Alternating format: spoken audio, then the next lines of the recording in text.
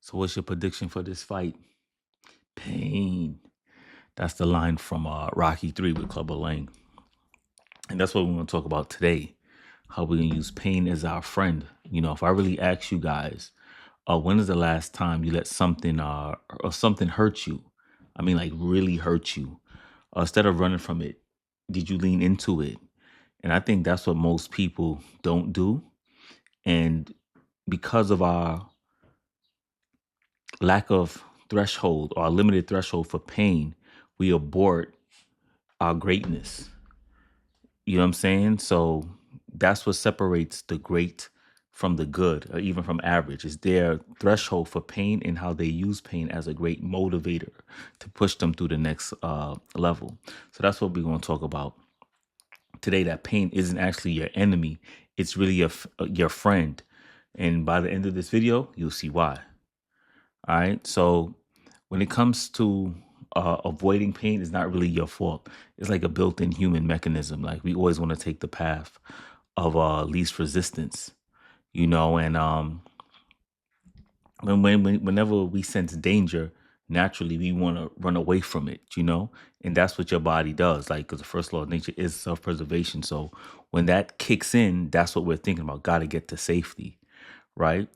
Um, but the problem is though, your brain can't really tell the difference if like you being chased by Michael Myers or it's a hard workout. You know what I'm saying? So when it comes to life or death, yes, it's an uncomfortable situation. That's all it recognizes, right? But that's the beautiful thing about the body. But however, you know the difference, right? So whether you're, for example, since I am a fitness coach, personal trainer first, um, whether, for example, you're on the treadmill for about 20 minutes and you're starting to feel that burning sensation with your legs and everything like that, your body is gonna be like, all right, we can keep going, but your brain is like, yo, nah, this shit hurts. Stop right now. Because it's an uncomfortable feeling. So you're pushing yourself into that danger zone, right? So that's what it is.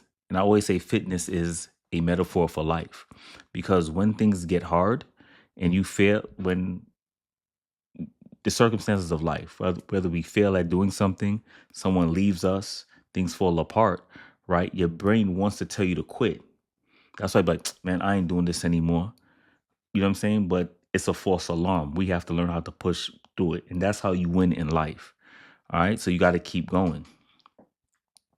So really this message is, because I deal with it with my clients, it's just a shift, really. And we want you to start looking at the gym differently today, starting today. You know what I mean? So most people think it's all about having a great body, which is only half of it. But you know, we always don't leave it on the physical level over here. We always try to get a little deeper so we get a better awareness of ourselves and who we are. Right. So with every rep and every set, when we're pushing through and our muscles are screaming, it's making us learn more about ourselves. But we're really developing our mind, right? A mental fortitude, a mental toughness. You know, I'm not going to get on my David Goggins tip, but you get my drift, right?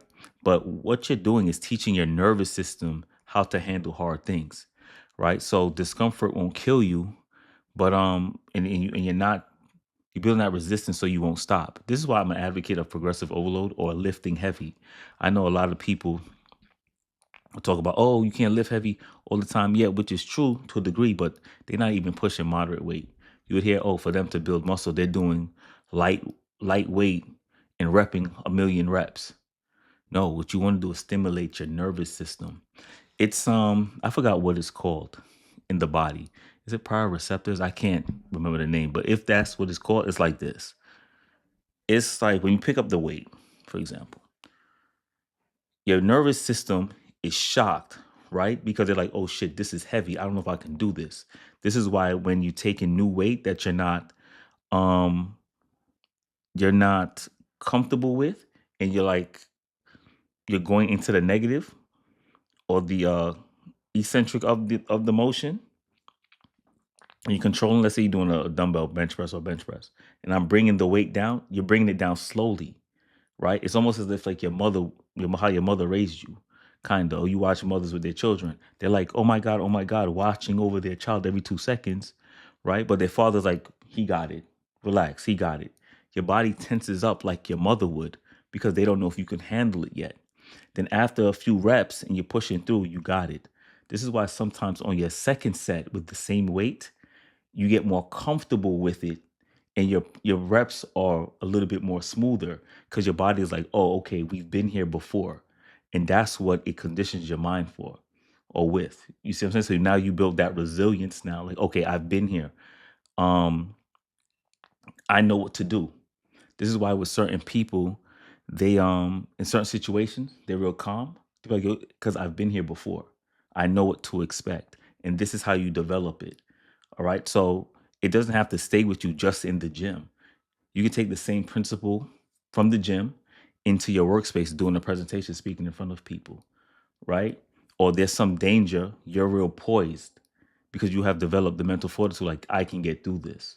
And I tell my clients that all the time, right? And especially when your last 3 reps, a way how I would do progressive overload too with my clients is, let's say we do a certain amount of weight and I'm gauging them. All right, let's go to 10, for example, 10 reps. The next set, I will keep them at the same weight and I may push them to either 12 to 15, but I'm with them. And now that they know what to expect, how that weight feels, they can move through that weight a little bit more comfortably and more confidently, right? It's the same thing in life. All right. So, like I said, either it's at work, your relationships, anything in life, you know what to do and how to handle it. All right. So the gym is just a controlled environment where you practice suffering. And it sounds dark or bad, but it's actually a good thing. Just change your perspective. You know what I'm saying? You have to choose to walk in there, like look into the abyss, but just don't blink. If you know that reference from, so you choose the weight, choose the workout, and just get to work. Push through it. You're being there. You're being intentional with everything that you do, and this is intentional suffering because I don't want nobody to think suffering is a good thing. But in a way, when you're intentionally suffering like this builds resilience, and that's what's missing in the world today. Because a lot of people out here getting real soft in these streets. You know what I mean? But you're not one. Stay hard. David Goggins reference, right? So remember, whenever you're in that tough set, don't quit. You know what I mean? Because even myself, when I think about when I'm training, I'm like, oh, this shit getting kind of heavy. Let me keep. I'm like, no, keep pushing. I'm talking to myself to build that resistance too. And sometimes even when I have a spotter, sometimes I don't I may end up getting too comfortable with the spotter. Oh, I got my spotter, so I don't have to push. Act like the spotter's not there. Even if you have it there. And keep pushing. All right. So now I'm gonna talk about the pain that's hard to swallow. Pause for y'all out there. And that really doesn't happen by choice. You know what I'm saying? So it's like losing someone you love, getting fired, a relationship that's falling apart. Whether you're watching, you had your hopes up, trying to accomplish a goal, and didn't accomplish it. That kind of pain. It doesn't feel like a friend to you, but it really is. Trust me, because I've been there, and those who've experienced greatness have as well, and they'll tell you the same thing. But from my observation, like I said, from my own life and watching others, and even when I coach my clients, the hardest moments become the defining moments. So that's how you have to look at it. Like every single time. I always tell people the greater the depth, the higher the rise or the exaltations. You know what I'm saying? So when you're in your down moments or that painful moments, that's when it forces you to push past, to push through to see who you really are. So sometimes these trials and tribulations that happens in our life, it really disrupts our comfort. Maybe we're just living a comfort life too comfortable and we're starting to slack and we're not as sharp. Like Bane told Batman, peace has cost you your strength. Victory has defeated you because you've been chilling. If you watch Dragon Ball Z, after the Cell series, Gohan was supposed to be actually better than Goku. But it was peaceful time. He's going to school. He's living his life. He's not training as hard. And then when the androids came, tore everything down. Right? So whenever these trials or these little bumps in the road, it's to remind us, yo, we gotta get back on it. You know, it's not a magic. Um, Pain isn't magic. You know what I mean? But like I said, it forces you to learn more about yourself, and this is why the journey of life is very important. Because each day, every moment, you have to know who you are, right? Do men believe they be left alone saying they be tried? You know what I mean? They say they will believe, they say they believe and not be tried. Nay, we tried those before them because we have to see who they are, basically, right? So this is why comfort is a disease to a degree, right? So you got to dig deep. When something breaks, life hits you hard, get the best version of yourself. You know what I mean? And this is why most successful people, uh, the most successful people, the most grounded people, they're the most genuinely happy because they've been through hell. If you really think about it, they've been through hell. So this is why they're so kind, because they've been on the other side of the spectrum, you know? And they wouldn't trade it because it helps them to appreciate where they are now. You know what I mean? And you do the same. You know what I mean? So pain is the price of growth. You know what I mean? And the bigger the pain you can handle, the bigger life that you can live. So, you know what I mean? Like I always tell clients too, and myself too, I tell clients, you're always a shift away from being where you are and to becoming and to have what you desire to have. Right. So instead of asking what's happening to me or why this is happening to me, say what is this trying to build in me? What am I trying to learn? Like I always give the example where Jesus before he gets the ascension, right? And goes to the Father, for example.